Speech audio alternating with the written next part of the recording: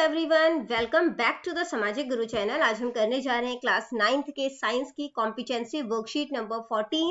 तो वीडियो को स्टार्ट करते हैं, बट उससे पहले अगर चैनल पे नए आए हैं तो चैनल को फटाफट से सब्सक्राइब कर लो, क्योंकि यहाँ पर इस तरीके का हेल्पफुल कंटेंट अपलोड होता रहता है। तो चलिए बिना देरी किए आंसर्स स्टार्ट करते हैं। सबसे पहला जो बच्चों आपको क्वेश्चन पूछा गया है वो है, a student in a science laboratory directs a ray of light onto a plane mirror. तो एक प्लेन मिरर के ऊपर लाइट जो है वो डाली जाती है, ठीक है। द एंगल ऑफ इंसिडेंस, तो एंगल ऑफ इंसिडेंस जो है यानी कि जो एंगल आई है, ठीक है, वो कितना है, 60 डिग्री है। Based on this information what will be the angle of reflection, angle of reflection जो है वो कितना होगा। तो बच्चों आपको याद रखना है, एंगल ऑफ इंसिडेंस और एंगल ऑफ रिफ्लेक्शन दोनों बराबर होते हैं। तो ये 60 डिग्री है, तो ये भी कितना हो जाएगा, 60 डिग्री, जो कि हमारे पास फर्स्ट ऑप्शन है, ठीक है। क्वेश्चन नंबर 2 है बेटा कि एक साइंस लैबोरेटरी में the teacher use 2 liquid substance. तो टीचर जो है वो 2 लिक्विड सब्सटेंस को यूज करते हैं, एक है एक्स और दूसरा है वाई, ठीक है। एंड बॉइल्ड देम, और उनको बॉइल करते हैं। It was observe that liquid x had a boiling point of 130 degree Celsius, ठीक है। जो लिक्विड एक्स है वो 130 डिग्री सेल्सियस उसका बॉइलिंग पॉइंट है, जबकि जो लिक्विड वाई है उसका 190 डिग्री सेल्सियस जो है वो बॉइलिंग पॉइंट है। What can you infer about the force of attraction among the molecules of these two liquid? तो आप फोर्स ऑफ अट्रैक्शन के बारे में क्या, मतलब कि इनको देखते हुए, बॉइलिंग पॉइंट को देखते हुए क्या आप इंफॉर्मेशन जो है वो दे सकते हैं, ठीक है। तो बेटा आपको पता होना चाहिए कि बॉइलिंग पॉइंट जो है वो डायरेक्टली रिलेटेड होता है जो उनके इंटरमोलिकुलर फोर्स होते हैं उनकी स्ट्रेंथ के साथ, ठीक है। कहने का क्या मतलब है कि अगर बॉइलिंग पॉइंट जो है वो ज्यादा होगा तो वो स्ट्रॉन्गर मॉलिकुलर फोर्स को जो है वो शो करता है, ठीक है। जितना ज्यादा बॉइलिंग पॉइंट होगा वो उतना ही ज्यादा मॉलिकुलर फोर्स को शो करता है, ठीक है, मतलब उतना ही स्ट्रॉन्गर मॉलिकुलर फोर्स को शो करता है। तो बी ऑप्शन जो है वो करेक्ट है, जो कि कहता है, अब देखो लिक्विड वाई जो है वो 190 डिग्री सेल्सियस है, यानी कि इसका जो फोर्स ऑफ अट्रैक्शन है, ठीक है, मॉलिक्यूल्स के बीच में वो ज्यादा होगा, ठीक है। तो ये जो है वो करेक्ट है, ठीक है। इसके बाद बेटा यहाँ पे पंजाबी मीडियम वालों के लिए भी हम बी ऑप्शन जो है वो करेक्ट कर देते हैं। क्वेश्चन नंबर 3 है, Mohan accidentally stains his cloth with turmeric. Mohan जो है गलती से उसके कपड़ों पे हल्दी का दाग लग जाता है।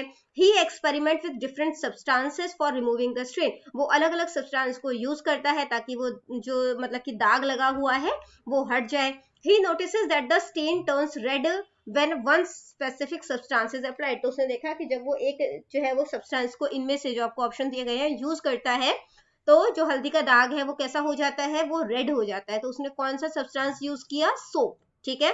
आपने कभी हल्दी वाला कपड़ा जो है ना, उसको साबुन से धोकर देखा होगा, वो रेड कलर में चेंज हो जाता है, ठीक है। ऑप्शन ए करेक्ट है, साबुन। क्वेश्चन नंबर 4 है, MCB is connected to which wire to make an electric circuit safe.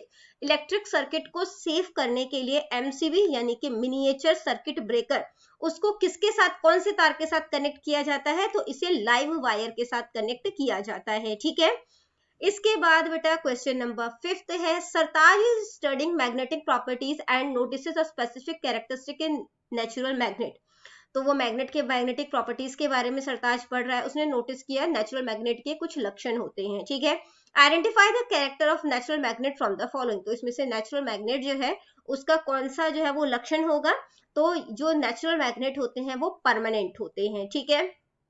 तो ए ऑप्शन जो है वो करेक्ट है। इसके बाद बेटा क्वेश्चन नंबर 6 है, which type of magnet the electromagnet is not related to which is being used at your home to operate a motor।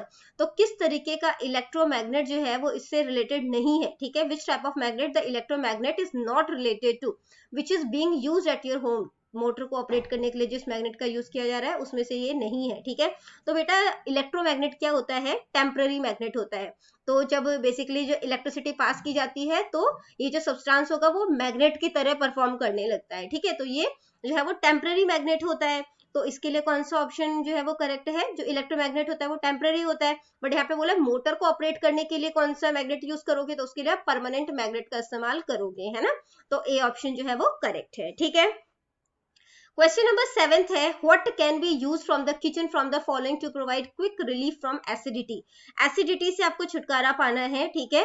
तो कौन सा जो है पदार्थ इनमें से आप जो है किचन में रखा हुआ है आपके, आप यूज करोगे, आंसर है बेकिंग सोडा, ठीक है। ये क्या एसिडिटी को न्यूट्रलाइज कर क्वेश्चन नंबर 8 है which of the following option highlights the key difference between yeast and other fungi. तो यीस्ट और दूसरे फंगी में जो डिफरेंस है, ठीक है, कौन सा ऑप्शन इसमें से जो है वो जो है मतलब इसको शो कर रहा है। तो बेटा यीस्ट जो होता है वो यूनिसेल्युलर होता है, ठीक है, सिंगल सेल से बना होता है, जबकि ज्यादातर फंगी जो होते हैं वो मल्टी सेल्युलर होते हैं, ठीक है। तो सी ऑप्शन जो है वो करेक्ट है, ठीक है। नेक्स्ट क्वेश्चन नंबर 9 है the teacher asked the class that yeast produce alcohol during respiration, कि यीस्ट जो है वो अल्कोहल जो है वो बनाते हैं रेस्पिरेशन के दौरान, ठीक है। Why this process is unique, ये प्रोसेस जो है वो यूनिक क्यों है, क्योंकि ये ग्लूकोज को ब्रेक डाउन करते हैं, ठीक है। और इस प्रोसेस को फर्मेंटेशन कहा जाता है, जिसमें एनारोबिक जो प्रोसेस के थ्रू जो है जो ग्लूकोज है उसको अल्कोहल और कार्बन डाइऑक्साइड में जो है वो बदल दिया जाता है, ठीक है। ए ऑप्शन जो है वो करेक्ट है। क्वेश्चन नंबर 10 है Ram has thrown a ball from the top of a high building downward. तो एक ऊंची बिल्डिंग में से जो है राम जो है वो एक बॉल जो है वो नीचे की तरफ फेंकता है। Which of the following statement is true, इसमें से कौन सा स्टेटमेंट जो है वो सही होगा। Ball is moving in straight line, ball जो है जब आप ऊपर से फेंकोगे तो स्ट्रेट लाइन में नीचे गिरेगी, ठीक है, और उसकी स्पीड जो है वो धीरे धीरे करके बढ़ती रहेगी ग्रेविटेशन फोर्स की वजह से, ठीक है। तो बी ऑप्शन जो है वो करेक्ट है। क्वेश्चन नंबर 11 है, वो कहता है कि विच of the following liquid substance has the highest density, इसमें से किसकी डेंसिटी जो है वो ज्यादा होगी। तो हनी की होगी, क्यों होगी, क्योंकि इसमें शुगर कंटेंट जो है बाकियों के कंपैरिजन में जो है वो ज्यादा है, ठीक है। नेक्स्ट क्वेश्चन, क्वेश्चन नंबर 12 है गनेव threw the ball upward while playing with it. तो इस बार जो गनेव है, ठीक है, पहले जो है बॉल जो है वो डाउनवर्ड फेंका गया था, इस टाइम पे बॉल जो है वो अपवर्ड फेंका गया है। What type of motion will the ball have, तो बॉल में किस तरीके का मोशन जो है वो देखने को मिलेगा। तो balls motion will be of non uniform speed, non uniform speed होगी, स्टार्टिंग में काफी तेज स्पीड से ऊपर जाएगी बॉल, है ना, और उसके बाद फिर स्पीड उसकी धीरे होती जाएगी, ठीक है। तो बी ऑप्शन जो है वो करेक्ट है। क्वेश्चन नंबर 13 है Naveen mixed water honey and kerosene oil in a beaker. तो एक बीकर में नवीन जो है वो वाटर हनी और कैरोसिन ऑयल यानी कि मिट्टी का तेल जो है तीनों को मिक्स करता है। Then he dropped an iron key into the beaker, और उसके बाद वो उसमें एक आयरन की जो है, ठीक है, लोहे की चाबी जो है वो डाल देता है। Where will his key settle, तो उसका जो की है, उसकी जो चाबी है वो कहाँ पर रुक जाएगी, ठीक है। तो जो की है वो हनी के ऊपर तैरेगी, ठीक है। बी ऑप्शन जो है वो करेक्ट है। क्वेश्चन नंबर 14 है based on the given atmospheric pressure data for three places के एटमॉस्फेरिक प्रेशर डेटा जो है वो दिए गए हैं, तो आप उनकी ऑल्टीट्यूड के बारे में क्या बता सकते हैं, ठीक है। तो बेटा जो जहां पे जो है वो लोवेस्ट एटमॉस्फेरिक प्रेशर होता है, ठीक है, वो कहां पर होगा, जहां पर हाईएस्ट ऑल्टीट्यूड होगा, ठीक है। तो जहां पे जगह ऊंची होगी आप देखोगे कि हवा का दबाव जो है वो कम होता है, ठीक है, लोवेस्ट एटमॉस्फेरिक प्रेशर होता है, ठीक है। तो यहाँ पर जो है सबसे ज्यादा जो है देखो सबसे कम जो है वो ए पे है, ठीक है, मतलब यहाँ पे एटमॉस्फेरिक प्रेशर कम है, तो ये जो है वो सबसे ऊंची जगह होगी, ठीक है। तो ए इज द हाईएस्ट प्लेस, ठीक है। उसके बाद जो है ये सेकंड नंबर पे आ जाएगा और ये थर्ड नंबर पे, धीरे धीरे करके एटमॉस्फेरिक प्रेशर जो है यहाँ पे कम होगा, ये थोड़ा सा बढ़ जाएगा और ये ज्यादा होगा, ठीक है। इसके बाद बेटा क्वेश्चन नंबर 15 है what is the problem with the circuit given in the picture. तो पिक्चर में जो आपको सर्किट दिया गया है इसमें क्या प्रॉब्लम है, तो इसमें बैटरी जो है वो उसकी प्लेसमेंट जो है वो सही नहीं की गई है, ठीक है। यहाँ पे नेगेटिव टर्मिनल को नेगेटिव टर्मिनल के साथ ही जोड़ दिया गया है, the batteries are not connected properly, जो कि हमारे पास सी ऑप्शन है, ठीक है। क्वेश्चन नंबर 16 देखते हैं विच of the following factor is not important for preserving the magnetic strength of a magnet. तो मैग्नेटिक स्ट्रेंथ जो है उसको बनाए रखने के लिए कौन सी चीज जो है वो इंपॉर्टेंट नहीं है, ठीक है। तो कौन सी चीज, leaving the magnet unused for a long time, कि अगर हम जो है मैग्नेट को काफी लंबे टाइम तक यूज नहीं कर रहे तो भी उसकी स्ट्रेंथ में कोई कमी थोड़ी आएगी, है ना। तो डी ऑप्शन जो है वो करेक्ट है, ठीक है। क्वेश्चन नंबर 17 देखते हैं Karan's classmate make fun of his excessive weight. Karan के क्लासमेट जो है वो उसका मजाक उड़ाते हैं, उसका वजन जो है वो ज्यादा है, इस वजह से उसका मजाक उड़ाते हैं, ठीक है। वो अपना वजन जो है वो कम करना चाहता है, तो आप उसे वजन कम करने के लिए क्या सलाह देंगे, कि उसे दवाई लेनी चाहिए, उसे एक्सरसाइज करना चाहिए और बैलेंस डाइट लेना चाहिए, ठीक है, अपने क्लासमेट से कंसल्ट करना चाहिए, या कम खाना चाहिए और ज्यादा सोना चाहिए। तो बी ऑप्शन करेक्ट है कि उसे एक्सरसाइज करनी चाहिए और बैलेंस्ड डाइट जो है वो लेना चाहिए, ठीक है।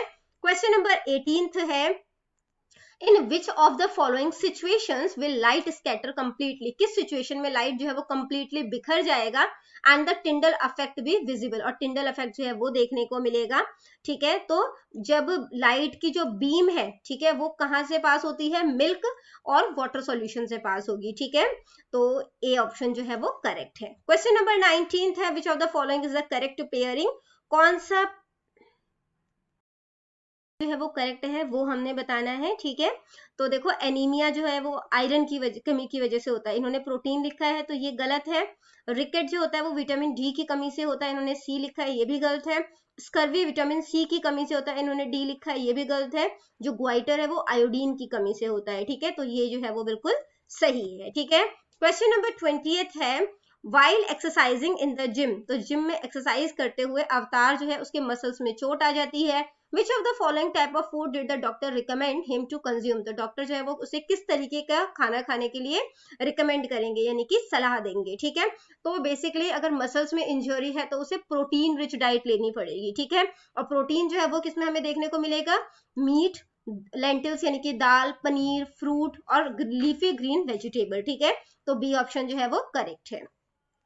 क्वेश्चन नंबर 21 है, Sunita's teacher taught the 7th grade class about changes today, तो चेंजेस के बारे में आज टीचर ने क्लास में पढ़ाया, ठीक है। They explain that there are two main type of changes, उन्होंने बताया कि दो तरीके के चेंजेस होते हैं। What type of changes, cooking food, तो किस तरीके का चेंज होता है कुकिंग फूड, तो ये जो है वो कैसा चेंज होता है, केमिकल और इरिवर्सिबल चेंज, खाना पक जाएगा आप उसे दोबारा कच्चा नहीं ना कर सकते, ठीक है। तो केमिकली भी इसमें चेंज आ गया है, तो डी ऑप्शन जो है वो करेक्ट है, ठीक है। इसके बाद बेटा क्वेश्चन नंबर 22 है कि Ramesh used a magnetic compass to study the earth magnetic field, earth के मैग्नेटिक फील्ड को स्टडी करने के लिए रमेश जो है वो मैग्नेटिक कंपास का इस्तेमाल कर रहा है। If the earth geographic north pole is directly above the magnetic north pole, अगर अर्थ का जो जियोग्राफिक नॉर्थ पोल है वो डायरेक्टली जो है मैग्नेटिक नॉर्थ पोल के ऊपर है, where will the north pole of Ramesh compass point, तो रमेश का जो कंपास है वो कहाँ पे पॉइंट करेगा, तो ये पॉइंट करेगा जियोग्राफिक साउथ में, ठीक है। तो सी ऑप्शन जो है वो सॉरी जो बी ऑप्शन है वो करेक्ट है, ठीक है। इसके बाद बेटा क्वेश्चन नंबर 23 है, Rajveer came to know about that turmeric is a natural indicator, तो राजवीर को पता चला कि जो हल्दी है वो एक नेचुरल इंडिकेटर है। On pouring solution of base on turmeric paste, तो जब वो इस सब्सटेंस को जो है, ठीक है, turmeric paste base on turmeric paste पे जो है वो यूज करता है, तो कौन सा कलर जो है वो उसे देखने को मिलेगा, तो वो हो जाएगा रेड यानी कि लाल, ठीक है। अगला क्वेश्चन है बेटा question number 24, a heavy iron block is placed on the ground, एक लोहे का जो है वो भारी सा ब्लॉक जो है वो जमीन पे रखा गया। A person tries to push the block with the force, तो एक आदमी जो है वो उसे धक्का मार के जो है वो पुश करने की कोशिश कर रहा है, ठीक है। और जो फ्रिक्शनल फोर्स है वो क्या है, यहाँ पर एफ है, ठीक है। तो जो है but the block does not move, तो कहते हैं कि पर फिर भी जो है ब्लॉक जो है वो मूव नहीं करता, इसका क्या मतलब है, तो इसका मतलब है कि जो फ्रिक्शनल फोर्स है, ठीक है, वो अप्लाइड फोर्स से ज्यादा है। देखो आयरन ब्लॉक जो है ज्यादा जोर लगाकर भी जो है वो मूव नहीं कर रहा, ठीक है। तो इसका मतलब है कि फ्रिक्शनल फोर्स जो है वो ग्रेटर देन है या इक्वल है अप्लाइड फोर्स के। तो क्योंकि अब ब्लॉक जो है वो स्टेशनरी है, मूव नहीं कर रहा, इसका मतलब क्या हुआ कि जो अप्लाइड फोर्स है वो मतलब कि सही नहीं है, ठीक है, वो या कह सकते हो कि कम है जितना कि फ्रिक्शन लग रहा है, ठीक है। तो बी ऑप्शन यानी कि फ्रिक्शन फोर्स जो है वो क्या है, ज्यादा है अप्लाइड फोर्स से, ठीक है। तो हमारे पास बी ऑप्शन जो है वो करेक्ट है। क्वेश्चन नंबर 25 है, a container is filled with water as shown in the given figure, तो जैसा कि आपको इमेज में दिखाया गया है इस तरीके से कंटेनर को पानी से भरा गया है। Which of the following statement is correct about the pressure at point A B and C, इसमें से कौन सा स्टेटमेंट जो है वो करेक्ट होगा वो आपने बताना है।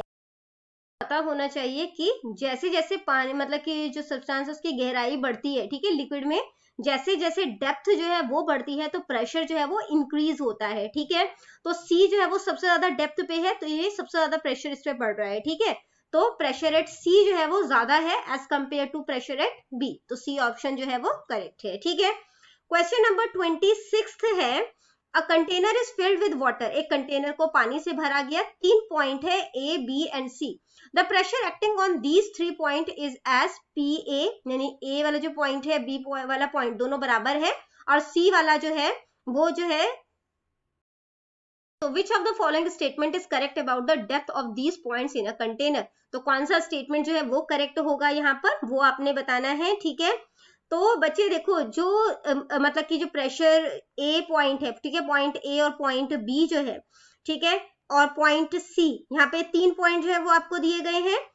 इसका मतलब क्या हुआ, अगर हम सी पॉइंट की बात करें कि पॉइंट सी जो है उसका जो प्रेशर है हाई होगा, ठीक है, क्योंकि वो ज्यादा डेप्थ में गया है, ठीक है, जैसे कि इससे पहले क्वेश्चन भी हमने किया कि जो मतलब कि सब्सटेंस है वो ज्यादा डेप्थ में जाता है उसके ऊपर ज्यादा प्रेशर पड़ता है, ठीक है।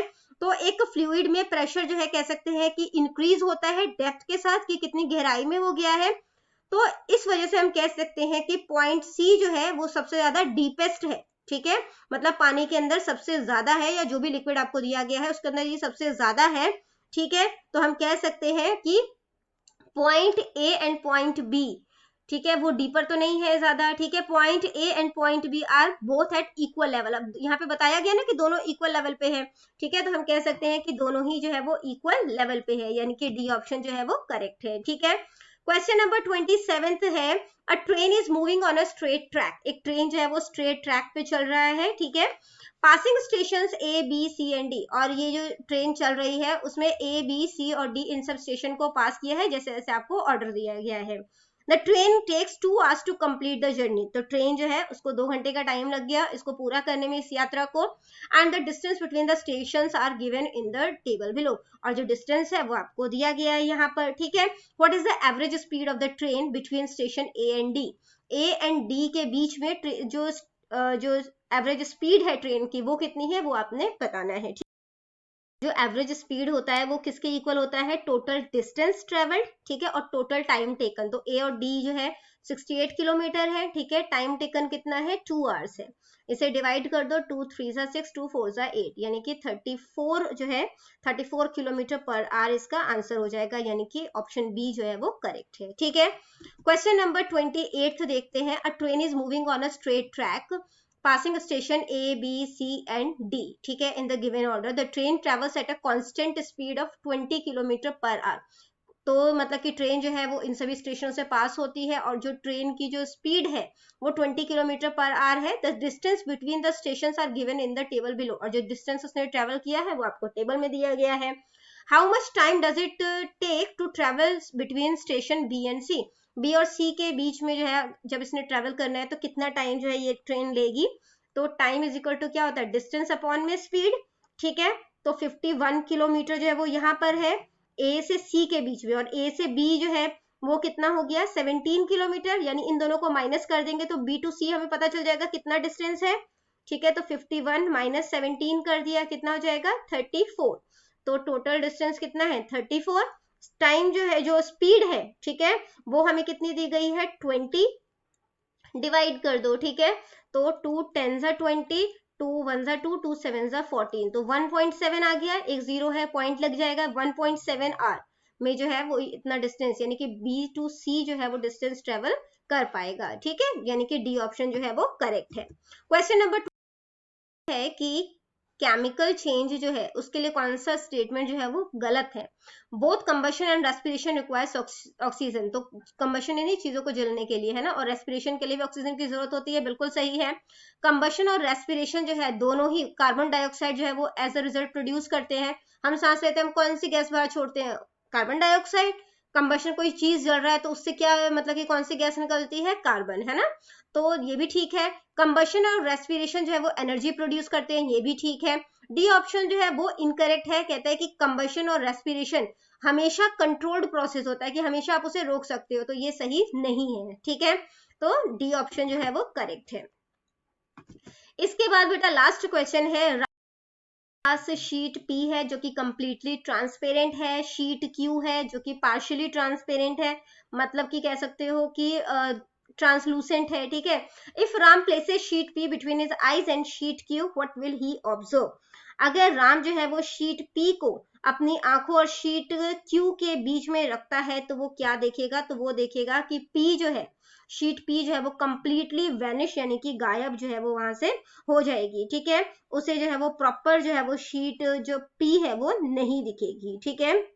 तो डी ऑप्शन जो है वो इसका आंसर हो जाएगा।